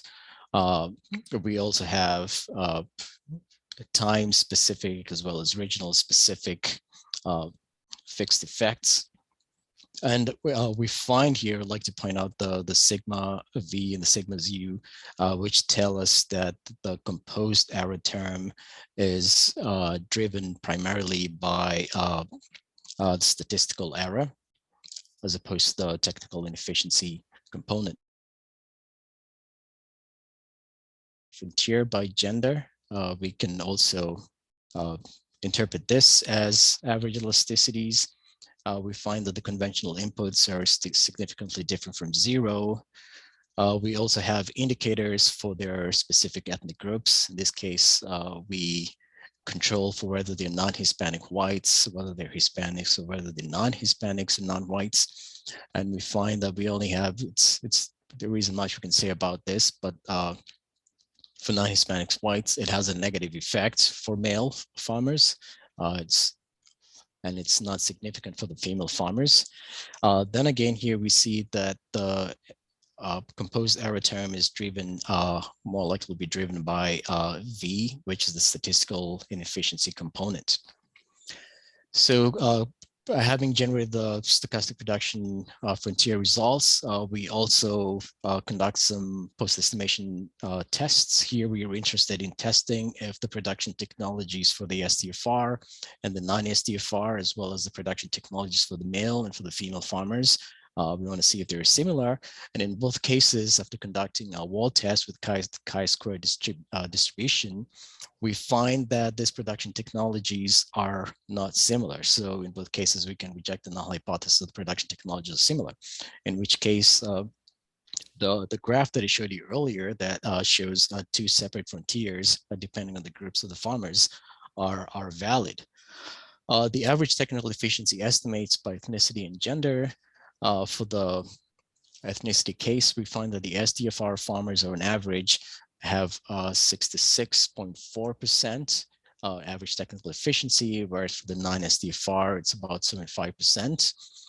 For female farmers, on the other hand, technical efficiency average 62.9%, and for the male farmers was about 75.4%. Some concluding remarks here. We find that farms operated by SDFRs and women, we've confirmed that they receive fewer payments from established programs. compared to non-SDFR and male principal operators. We also find the production technologies of the farms with SDFR and female principal operators were structurally different compared to their non-SDFR and male counterparts. We also find that SDFR and female principal operators had lower levels of technical efficiency, and this is, I'd like to emphasize that this is with respect to their own technology. These differences may exist because of several reasons, including discrimination, unequal access to this government programs and other private resources, as well as other unobserved factors. Direct technical efficiency comparisons would require that a common benchmark, and this is what we intend to do as we move towards the estimation of stochastic meta frontiers. Thank you for your time. I will welcome any questions and feedback that you might have. Okay, so question from the audience or further comments on the interesting paper, Eric. So, thank you very much. So I'm sure that there's a lot of issues here. So please, anybody, panel or audience, you can come to the Q&A or the chat, and or anybody from the panel can directly ask the question by unmuting themselves. Rigo, let me just point out that I cannot see the chat box, so you'll have to alert me if there are any messages that come through the chat box. Well, I'll read them for you if Okay. they come there. Yeah. Okay. So, okay. Hello, everybody's stunned. It's a lot to think about, huh? Yeah. Eric, anything else that you would like to add before we get the first question? Would probably, point out, like I say, that this is an ongoing project, and moving forward, the next stage is to generate a stochastic meta frontier, and we will do this so that we can come up with, so that the comparisons that we make are made using a common benchmark. But having said that, I would probably say that we intend, some of the methods that we intend to use include simulation of the errors using the Amsler, O'Donnell, and Schmidt approach. So in order to simulate the meta frontier, that's one approach that we are thinking about. We attempted the Huang and Liu approach, but we suspect because of heteroscedasticity, we were not able to, we did not achieve convergence in a stochastic meta frontier, and hence the need to conduct some simulation.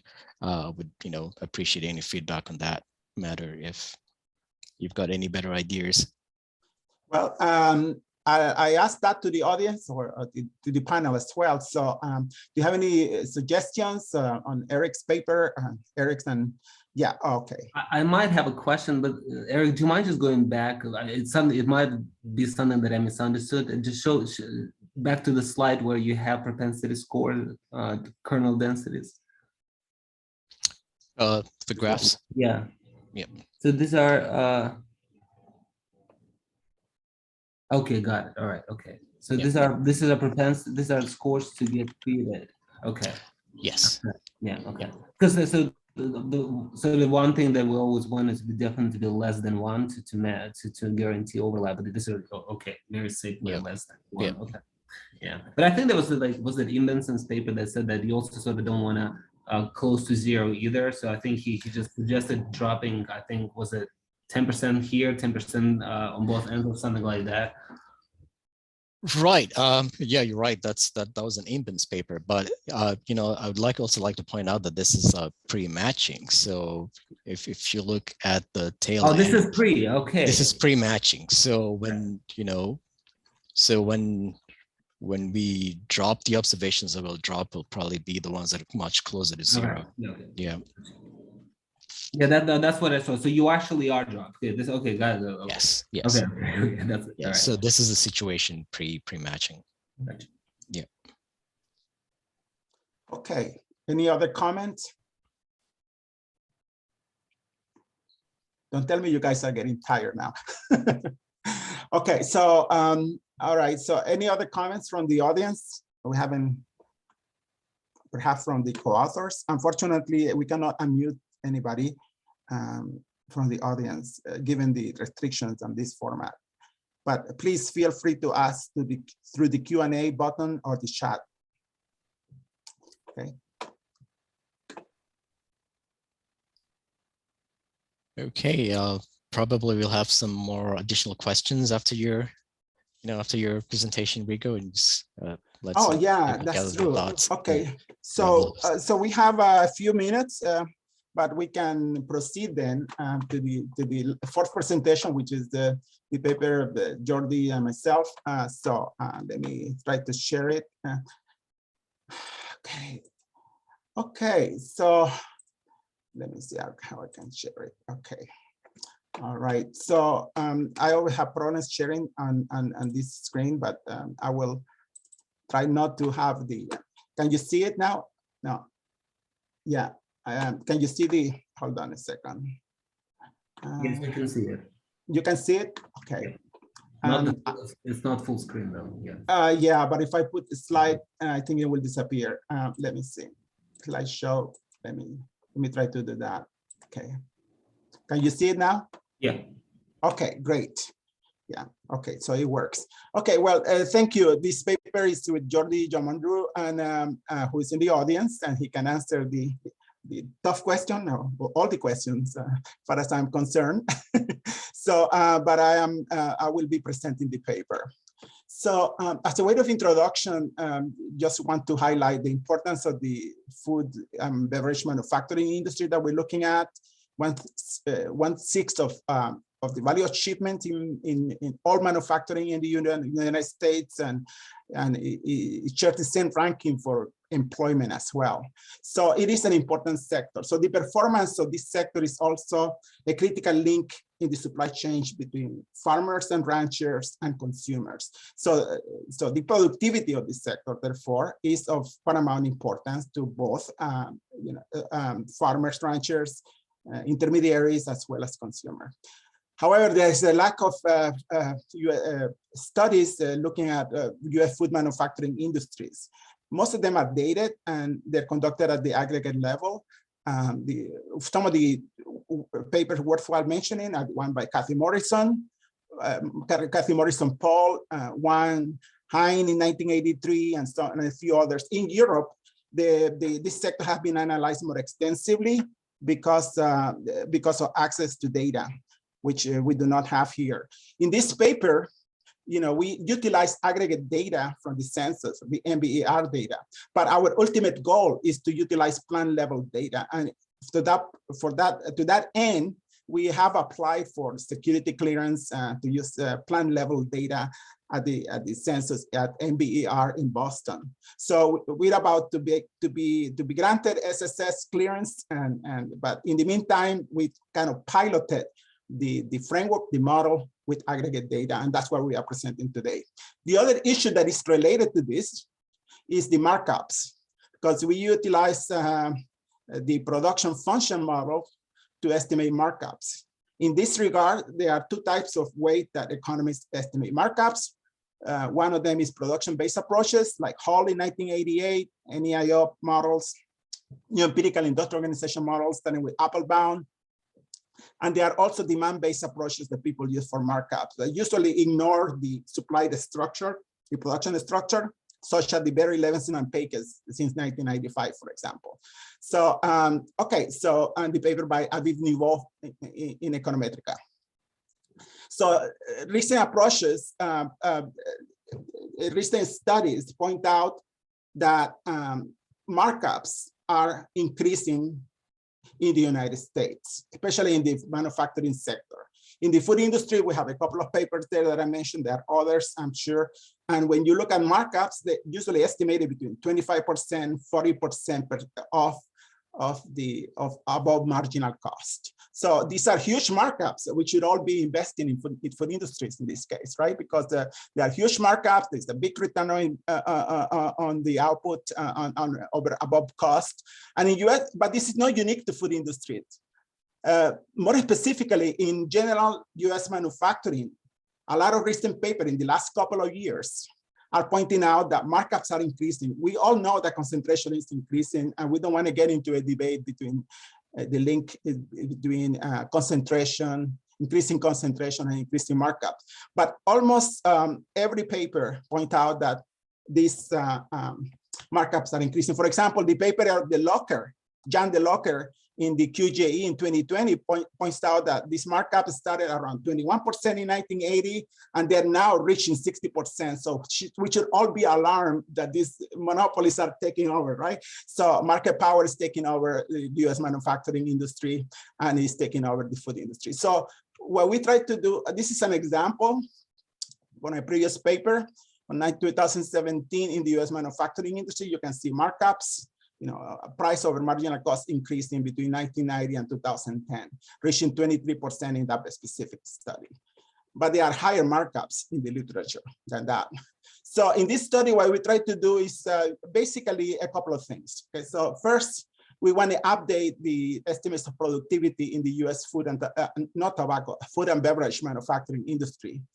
Okay, so and we also want to look at and re-estimate and reevaluate the markups. Are they really increasing? Are they really this large? So, given our findings that we find this markup to be stable and more moderate than in previous studies, we also try to provide some reasons why the estimated markups in previous studies appear to be increasing.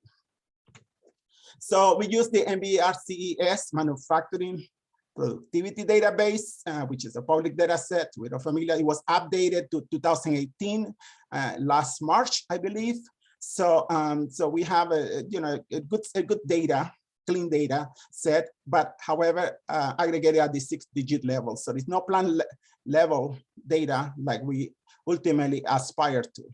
So, and that's where our production data will come from. We follow the paper by Doroselsky, Jomandreu, and Doroselsky and Joman 2018 and the 2019, and use a translog production function that is separable in the capital input.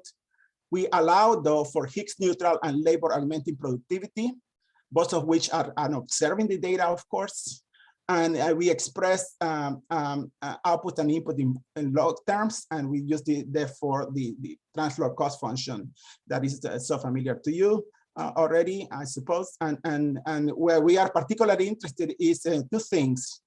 One is the omega L, which is the labor augmenting technical change, and omega H, which is the standard Higgs neutral technical change.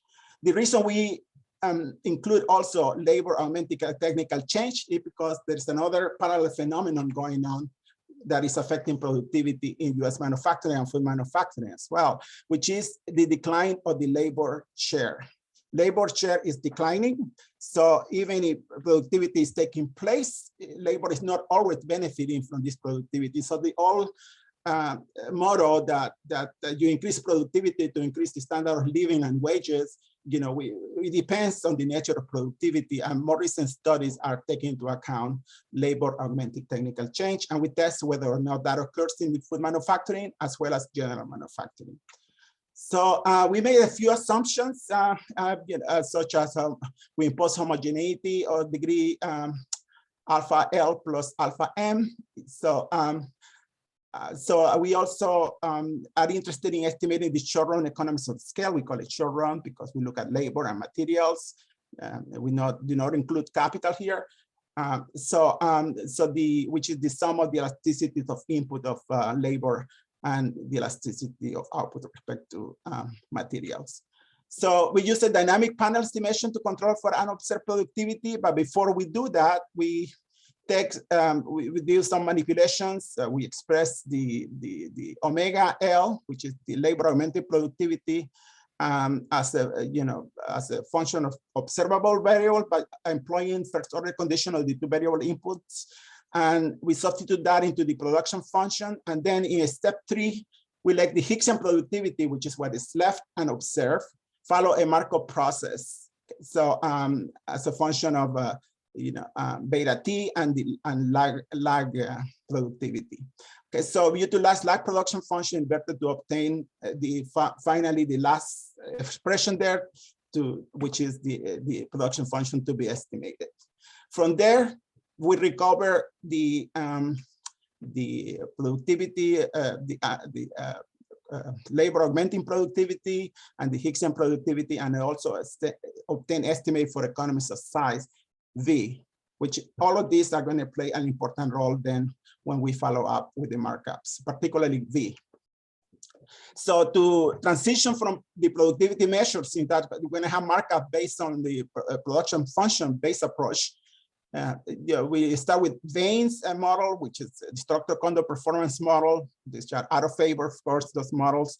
And the markup was simply revenue over variable cost, and that's not what we are doing. This is only relevant, more relevant if you have a constant marginal cost.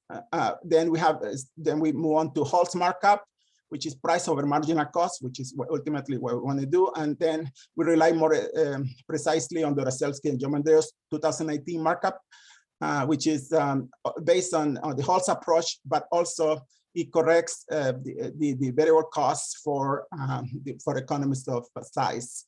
So, that is the expression that is derived from cost minimization and price over marginal cost.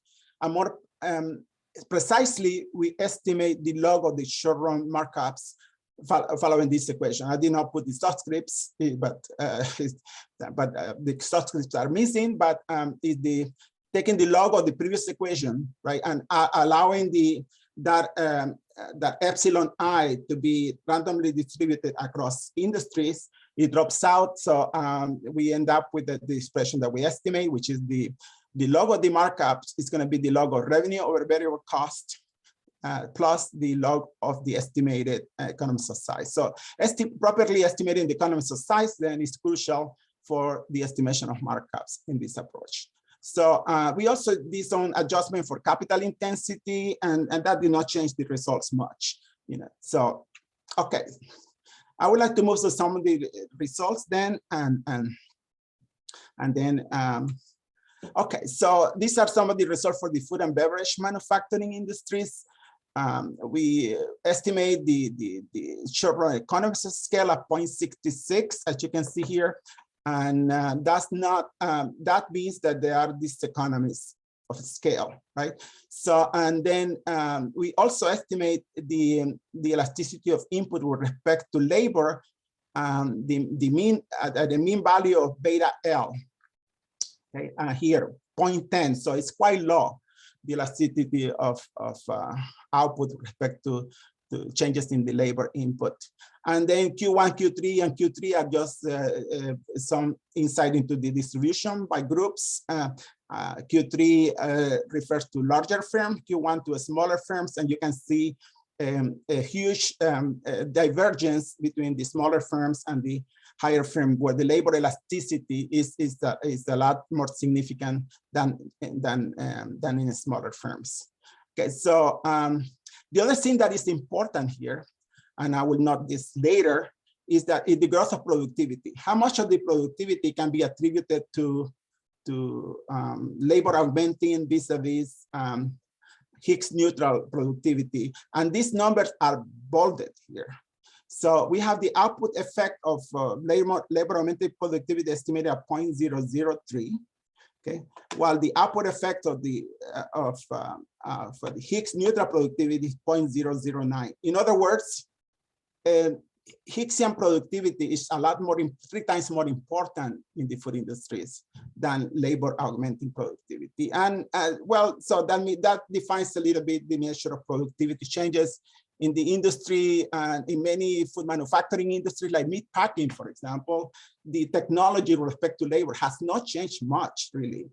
So for whatever reason, we don't want to dwell into those reasons, but it's still, compared to the rest of manufacturing, when you add introducing robots or even meat packing in Denmark, for example, where it's mostly mechanized, so that they created a more resilient system than to COVID than in the United States, where it's still meat packing is labor intensive, for example. Those technologies have not changed much in decades. So in terms of the estimated markups, we have the results here in different periods. I'm only going to discuss 2 of them. First, between 1980 and 2000, we have 0.09. 0.009, so that's, that's not much. Okay, so Between 2000 and 2018, in the last 20 years, about 10% markup.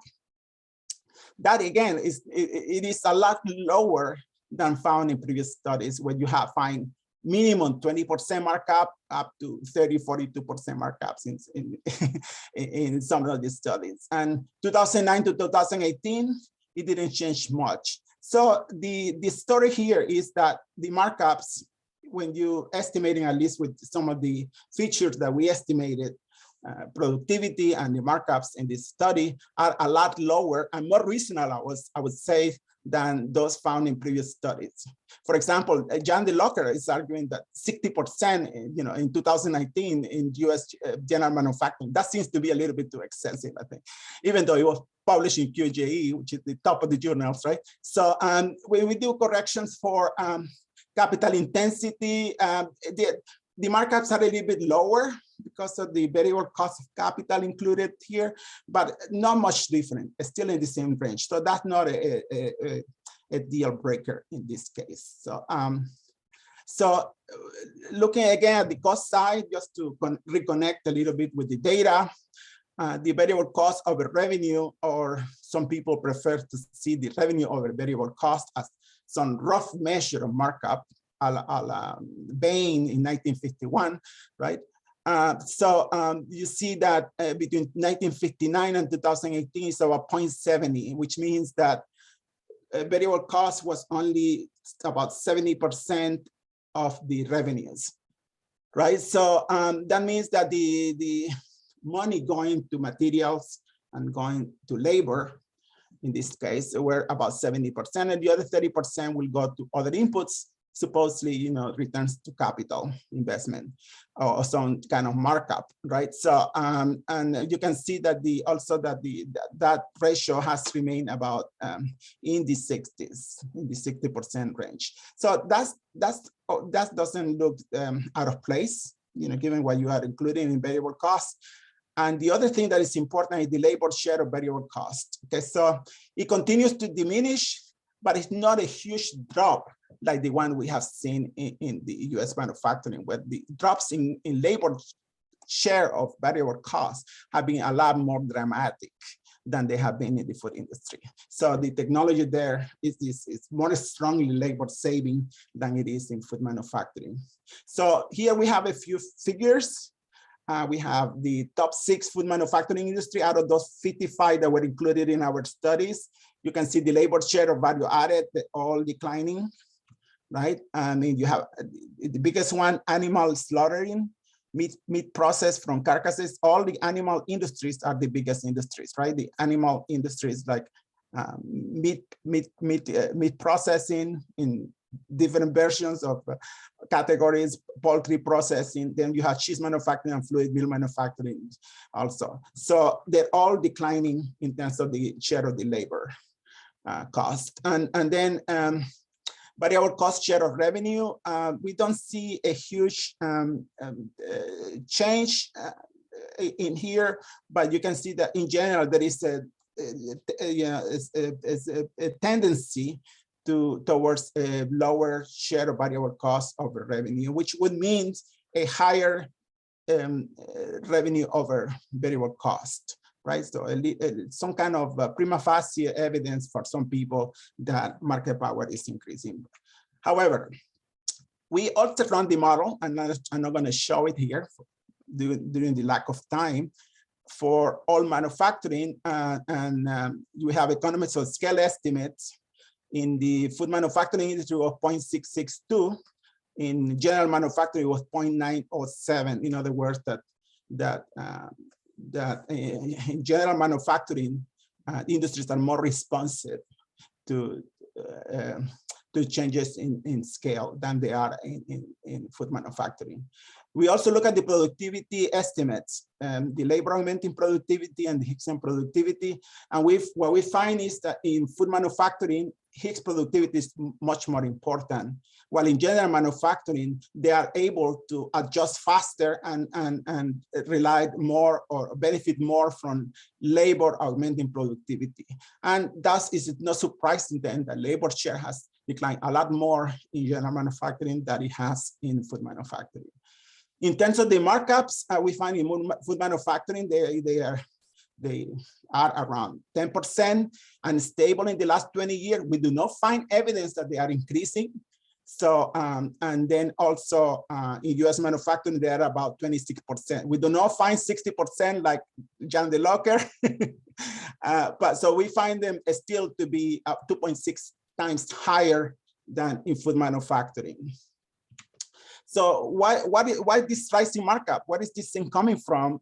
Then well, part of the problem, part of the possible explanation, one is the census data. Census data is based on industry classification that a lot of time are not well connected to economic markets, right? So, but there are some accounting data problems. For example, the increased use of services and contracts by companies.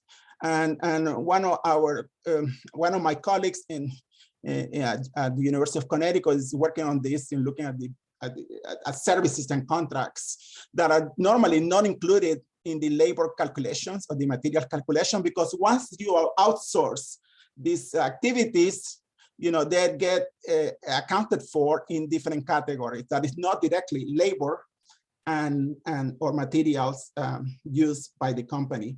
In other words, this labor and this material in many cases are transferred, but they're like energy. They can be converted, but they cannot disappear from the system. It's just they just an accounting problem, whether they're counted or not in those books or tax returns of the census. Okay, so however, some of the same problems are found when people are using CompuStat, other data sets. So the other one is inadequate elasticity of a scale. Okay, so if you don't have a good estimate of elasticity of a scale, then you're not going to have a good estimate of the markup. Okay, so if you overestimate beta or you assume it's constant, for example, in our case, you're going to overestimate the markups. You know, if you assume that the constant marginal cost, for example, like Bain's model, the standard assumes, you're going to overestimate the markups, come up with much larger markups than 10%, probably more like 20-some%. So the last issue, why people may be finding rising markups, and there might be other reasons, okay, is not considering the firm heterogeneity. For example, you may have some superstars and you will have what I call it, Carrick and Vincent noted that firms with stronger efficiency gain, the most efficient firms, will get a smaller labor elasticity, okay, smaller labor share in cost and greater revenue shares. So they might get a stronger, higher markups. So the markups may be depending on who within this aggregate data is really driving those data and those categories and those labor saving, for example, and those markups. So with that, then we'll just go over some of the takeaways since we're running out of time. So the takeaways are from this paper, okay, that the food manufacturing labor augmented productivity is much lower and less important than in general manufacturing. So in general, the food manufacturing productivity has lagged behind US manufacturing productivity. Okay, so that may create a rationale for investment to spur investment in manufacturing, or have policies to spur investment and R&D in food manufacturing. So in terms of markups, they're rather low and stable compared to previous studies. We don't find markups to be increasing. We find markups in the 10% range, not between 20 and 35%. So we also find markups in US manufacturing to be much lower than in general manufacturing. So we don't find evidence of markup rising in either the US manufacturing or general manufacturing in the last 20 years. So in a way, we kind of do not support this, you know, which has become more like a general finding now. People know that concentration is increasing, therefore markups must be increasing. We don't find support for that, that premise. Okay, so and with that, I open the floor to, we have about 10 more minutes to questions from this or from any of the papers. Thank you. Hello. Rigo, can you hear me? Yeah. Hi, Boris. It's great to see some familiar and not so familiar faces. Thanks a lot for putting this together. I have a question for Chris. Seems to me, Chris, that you pitched your paper on a cross-sectional basis. And it's hard for, so if that is correct, and I think then you went on to say that it would be could be easily extended to panel data with persistent and all these other things, efficiency effects. But it seems to me that it has to be a panel data framework. You know, there were comments already about lagged effects. So, you know, adjusting to changes in efficiency or to levels of efficiency has to wait till the next period. So it would seem to me that you have to be thinking about panel data. I think about the disequilibrium effects that Schultz talked about back in the 1970s, introducing new technology and people, you know, it's disrupting, and it's going to take necessarily an effect at the time to be able to absorb the technology and get pumped up. So I don't see how cross-sectionally this works. Thank you. Yep. So that's right. I mean, the data, we have it as panel. I think the issue is when I was going through the derivation, just to keep it sort of very straightforward, I did it in a setup where there's no fixed effects, but those could easily be put in. The more complicated issue would be if you also had some kind of time dependence inside the inefficiency. But again, it's more of a technical challenge than just deriving the likelihood function. But you're right, in cross-section, one period, you wouldn't really get too much out of it because you know, demand doesn't have a chance to react in real time. So you want it to be in panel. And the application was in panel, and the intent for it was to have time built in there. I think what was kind of sort of keeping it not looking like panel was the fact that I just was not putting in the fixed effects at the start. So I just had my VIT and my UIT, and I was dropping subscripts and everything just to keep sort of the presentation clean. But it's not a problem at all to have it the way that it needs to be in terms of the long form derivation. So I apologize if that wasn't clear. Well, that's good, because, you know, there's, I think it's called the Ashenfelter dip, which is, you know, you have a shock, you have and I look at this in terms of development projects, right? So you shock the system, and we've seen some in our papers where you see the level of technical efficiency might drop for the treated compared to the controls. But in one paper, we had data for later on, although it was all cross-sectional data, but we knew that time with project would have an effect. So I think it's very plausible to think that you initially have a dip and then you have an increase. So you're learning by doing, and especially when we're talking about technological change and the adaptation of management or technical efficiency to it, right? So it would have to be sort of a little bit dynamic in the sense that I see it. Right. Can I respond, Chris? Sure, go ahead. So, Boris, this is really very good point. Actually, in my mind, I was always thinking in terms of panel. And then Chris sent me the AAEA paper, in which I think they have a cross section. So, you know, I got It's not a cross section. It's a panel, but it's done over like 2 growing seasons in the same year. So it's a very narrow, extremely narrow panel that they have. Extremely narrow. Okay, because if you follow the definition, then when they're talking about the definition says that you have some kind of innovation, and then what is going to be happening, you know, after the innovation. So just to make it work, you have to have, you know, like more than one time period. Now again, 2 crop season, I don't know whether that would be, you know, like viewed as, you know, like I mean, you have time enough to just say, well, there is innovation in the first period, and then what is the effect of innovation on the use of land in their case, or energy in general. Yeah, that's all. Okay, I have a question here in the chat, in the Q&A, and it's why is it, this is regarding the fourth paper, why is it that we did not consider capital as another input? Can you give a reason why?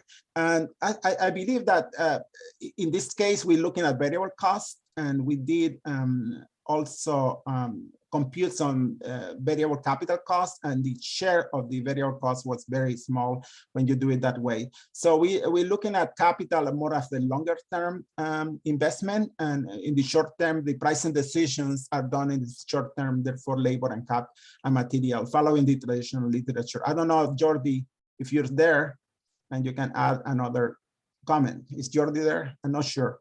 Hello, Jordi.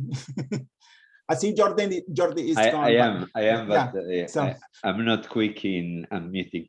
No, capital is there, no, and we have a big elasticity of capital. So if you add all the elasticities, give constant returns in the long run. So, of course, the distinction is only considering that in the short run, the important thing for the pricing is are the variable factors, not capital. And the markups that we are computing are gross markups. So it's this 10% is the 10% that should be considered in the most part retribution of the fixed assets.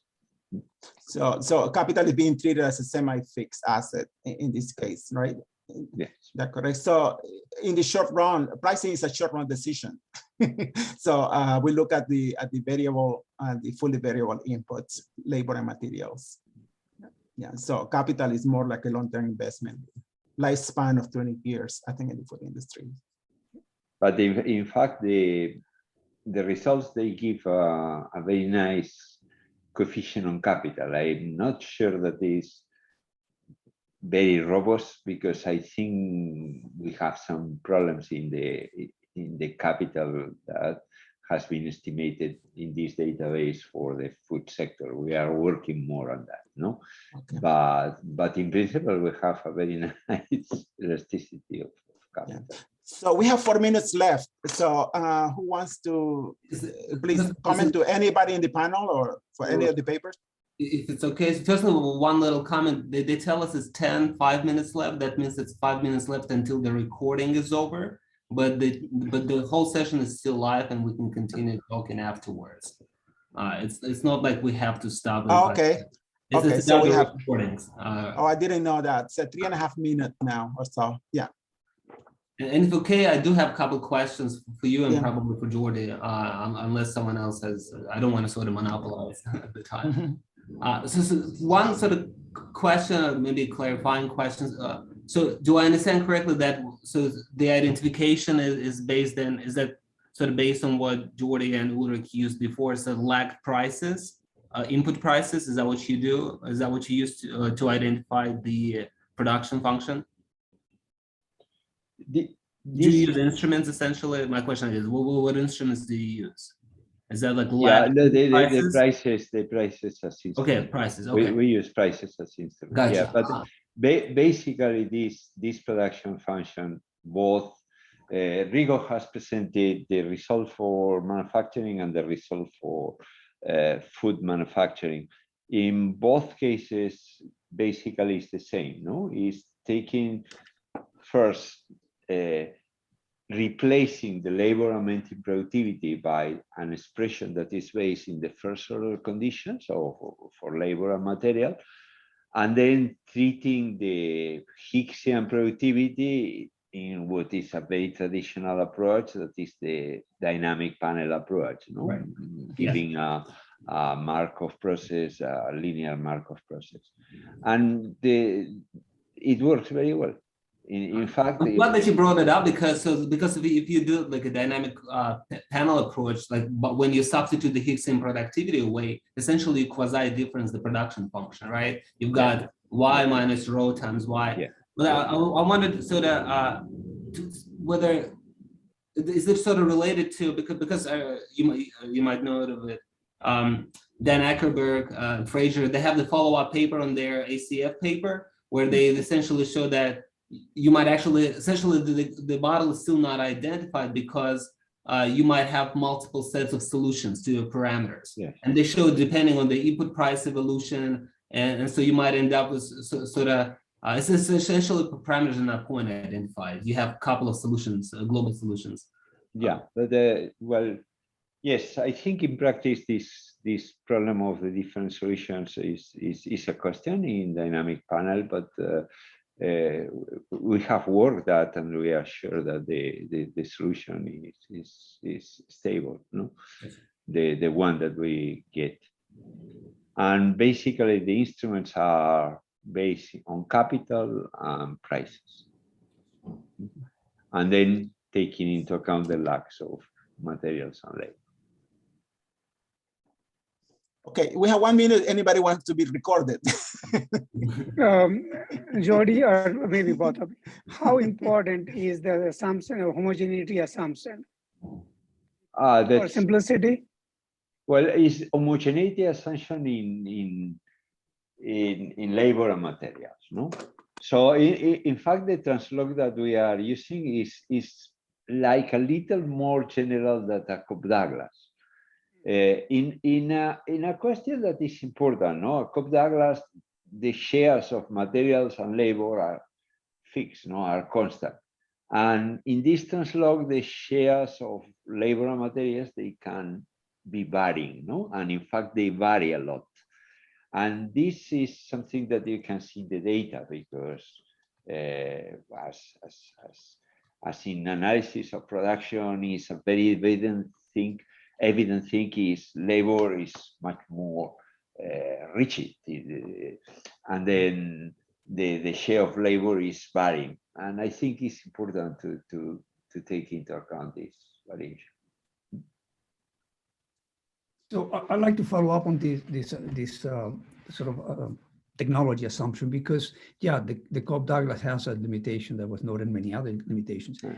But here you got this typical thing with the translog. I mean, the regularity conditions, and to what extent, the question to me always is, to what extent do these things are there, you know, monotonicity or lack thereof, and to what extent, what do you do with the results when you get negative marginal products or whatever the case might be? To what is, you know, what is the effect on that on your results? Well,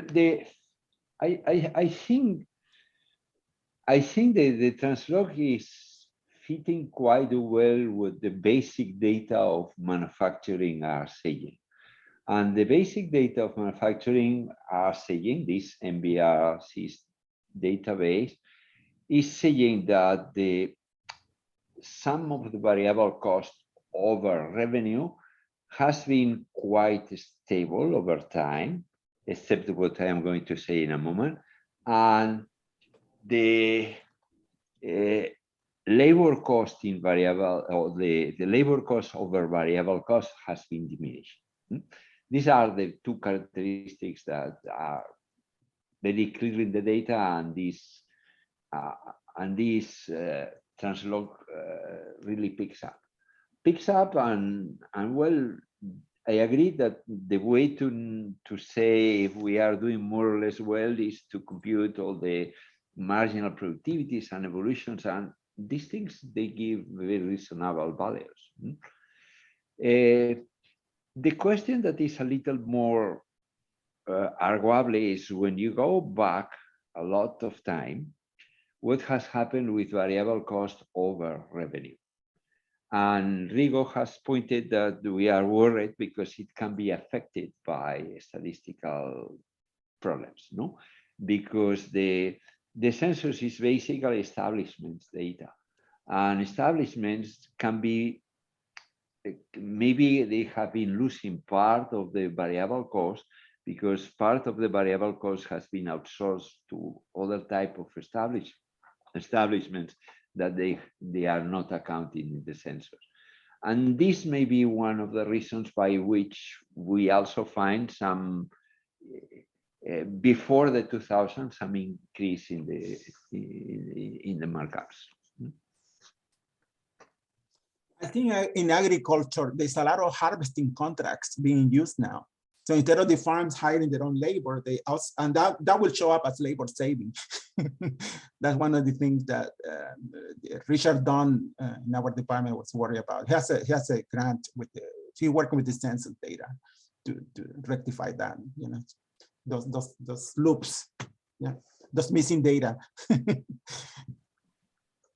Okay, well. I think that, I don't know, I think that they stopped recording, but I don't know if you want to follow up or I hope that the session has been as productive for you as it has been for me. Yes. And that I don't know if there are any other burning comments that you want to, you know, it's been a great session, and thank you to everyone for attending and for presenting. And I don't have any. So. Well, yeah, thank you, Rigo. Yeah, happy 2022. Hopefully, without hopefully Omicron will disappear one day, just like it did in South Africa, kind of. And I hope everybody has a productive rest of the year. Thank you, Rigo. Thanks a Thank lot. you. Thank you. My Thanks, pleasure. Rigo. Bye. Yeah. Bye-bye.